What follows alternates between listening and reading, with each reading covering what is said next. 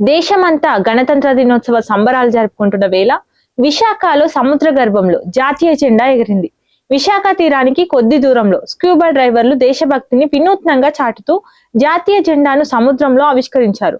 77వ గణతంత్ర దినోత్సవానికి గుర్తుగా 77 అడుగుల లోతులో జాతీయ జెండాను ప్రదర్శించి అందరి మనసులోనూ హత్తుకున్నారు. నేవీ మాజీ అధికారి స్క్యూబా ఇన్స్ట్రక్టర్ బలరాం నాయుడు నేతృత్వంలో 5 సభ్యుల బృందం ఈ సాహస ఘట్టాన్ని విజయవంతంగా పూర్తి చేశారు. రిషికొండ తీరంలో నుంచి బోటులో బయలుదేరి సముద్రంలోకి డ్రైవ్ చేసి దాదాపు అరగంట పాటు జాతీయ జెండాతోనే నీటిలోనే ఉన్నారు. ఈ సందర్భంగా 2 స్క్యూబా డ్రైవర్లు చేసిన ప్రదర్శన అందరినీ ఆశ్చర్యానికి గురి చేసింది. ఒకరు గుర్రం భంగిమలో ఉండగా మరొకరు జాతీయ జెండా చేత పట్టుకొని గుర్రంపై స్వారీ చేస్తున్నట్టు ప్రదర్శన చేసి దేశభక్తిని వినూత్నంగా చూపించారు. ధైర్యం, క్రమశిక్షణ, రాజ్యాంగం పట్ల ఉన్న గౌరవం ఇవే తమ సందేశమని బలరాం నాయుడు తెలిపారు.